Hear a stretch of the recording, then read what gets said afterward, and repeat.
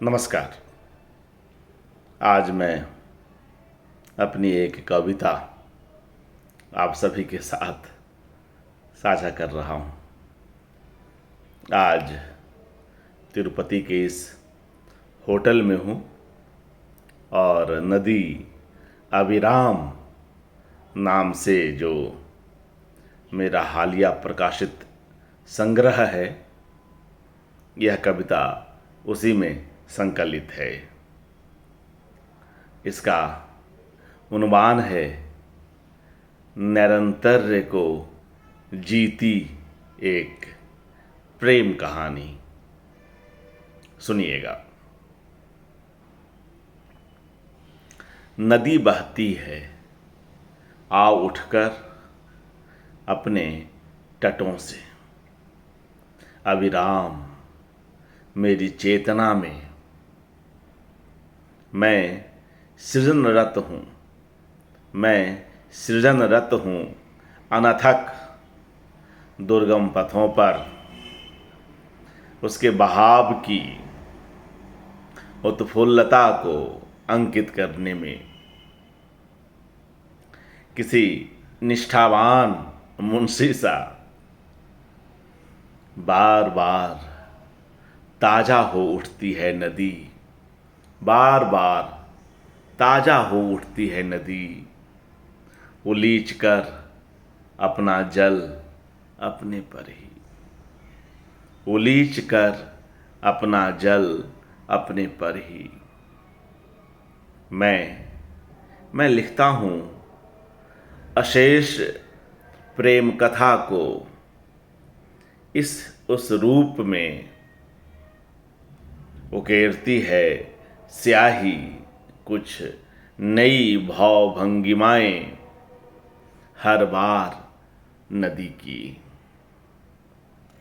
एक दूजे को तकती प्रेमिल दृष्टि में हम निर्वहित हैं सहज ही, मगर वह निर्वहन किसी नाट्य कथा की नहीं है कोई अंतिम संधि। बरक्स इसके अग्रसर है वह कथा असीमता की ओर। एक दूजे को तकती प्रेमिल दृष्टि में हम निर्वहित हैं सहज ही, मगर वह निर्वहन किसी नाट्य कथा की नहीं है कोई अंतिम संधि।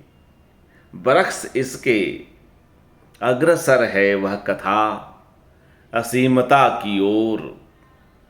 अविराम संयोग के लिए हो न हो, संयोग के लिए हो न हो, मगर कुछ कहानियां समाप्ति के लिए निश्चय ही नहीं होती।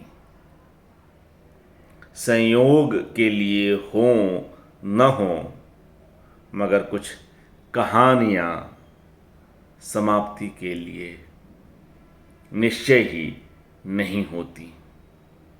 शुक्रिया। यहाँ एक शब्द, एक पद निर्वहन आया है कविता में, जिसे आपने सुना। यहाँ उसकी छोटी सी व्याख्या दी गई है। आप सभी जानते हैं, नाटक में होने वाली 5 संधियों में से वह अंतिम संधि जिसमें नाटक की कथा की समाप्ति होती है।